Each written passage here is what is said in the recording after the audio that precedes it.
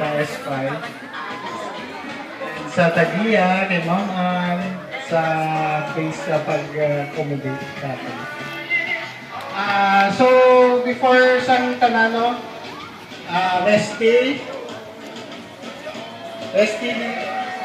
before ta magsugod, pray tayo sa ating mga food. Okay.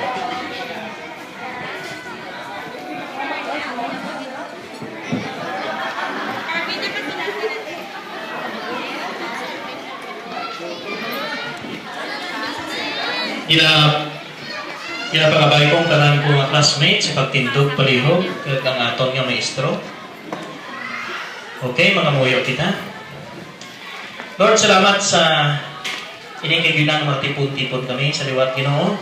Salamat sa grasya ginhanda mo sa amon, and also Lord God, thank you for the fellowship that goes with it. Kag salamat man sa tanan nga nag-alamod ang amon ng mga abyan at mga classmate nga wala diri pero pangitagit sila sa paagi nga matigayon ang ining kayunan Ginoo. Kag salamat man Ginoo sa tanan nga nakakari kag ari diri subong. Lord, salamat kay ginabalik namo ang pagdayag o paghimaya sa imong ngalan sa ngalan ni Hesus nga ginamon Ginoo. Amen. Amen.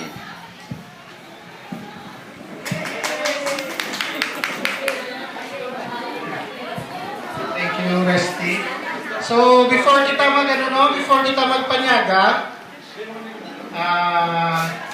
ihatag ko niya na yung special nga award. Hindi sa tatlong ang ining token or ining prize. Para ini sa first Early bird. tatlo nga nagsuko na give Early bird. ma-register with pay. Ang ikatlo nga naghatag sa registration is Rodney Kainglen. Ah, grabe.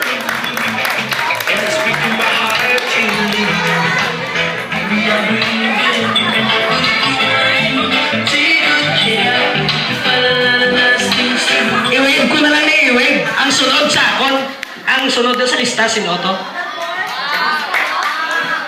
Ang ikaduwa, no? Kaya hindi ko mapanood sino. Ang ikaduwa na si John Macaba.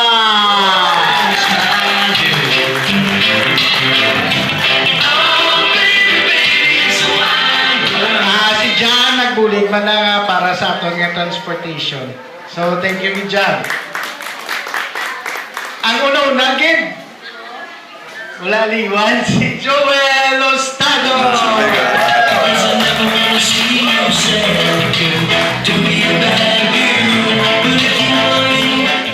Ano na yan? Doon mga tasa. Dumag-dumag gid nga may ara ka.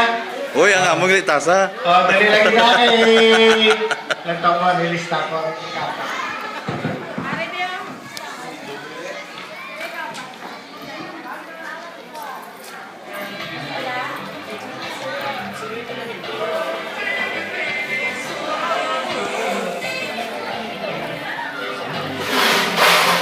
May gini okay.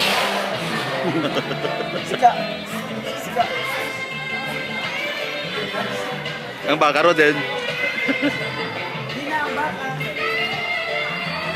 Mamay lang na yan. Okay, no, rin ang isahan. Ang ika-apat na nagbayad, Resty Espinosa. Resty!